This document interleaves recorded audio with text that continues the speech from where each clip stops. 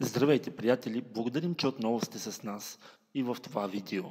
Днес ще разкажем историята на Георги Наумов.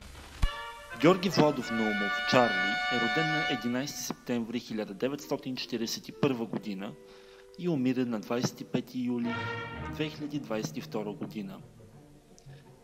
Получава прякора си с изпълнението на ролята на Чарли в Следите остават от 1956 година, член е на Съюза на българските филмови дейци.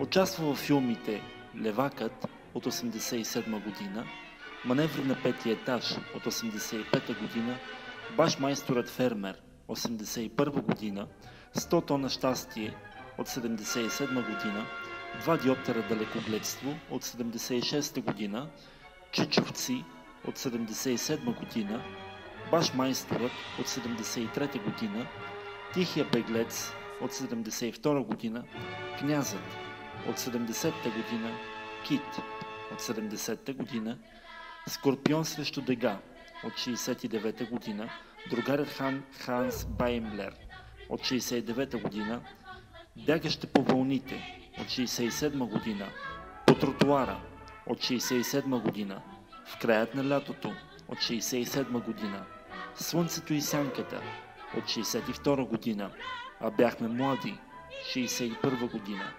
Първи урок от 1960 година, Звезди от 1959 година, Хайдушка клетва от 1957 година, Следите остават от 1956 година.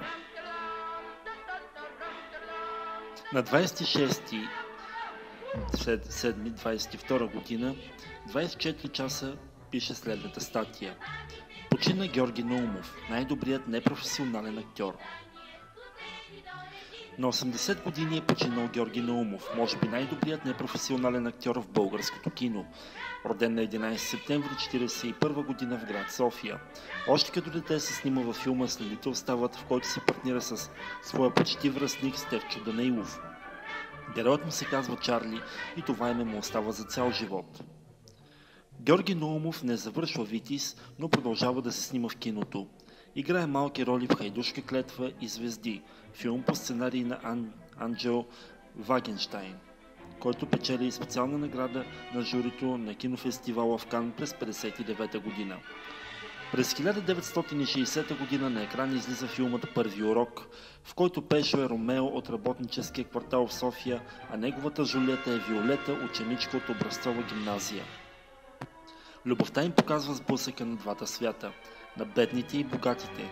Корнелия Божанова в ролята на Виолета също е непрофесионална актриса, но режисьорът Рангел Вълчанов превръща сценария на Валери Петров в изключително силен и мъдър филм. Само след 2 години тандемът Петров-Вълчанов създава нов шедьовър – Слънцето и сянката. В него Георги Наумов е момчето, а момичето е полякинята Анна Пруцнал. Филмът печели много български награди, както и призове от световни фестивали в Карлови Вари, Сан-Франциско, Москва, Мелбърн, Лос Алмос и други. Режисьорите не забравят Георги Наумов. Той се снима във филмите В края на лятото, По тротуара, Бягаща по вълните, Скорпион срещу дъга и други. Знаменития филм Кит е телеграфистът, който съобщава за рибният улов на кораба Перун. После в киното навлязоха нови поколения актьори, а в средата на 80-те години Георги Наумов може да бъде видян като управител на магазина за хранителни стоки, който се намираше в партера на сградата, в която сега се намира профсъюз Подкрепа. Поклон пред паметта на Георги Наумов.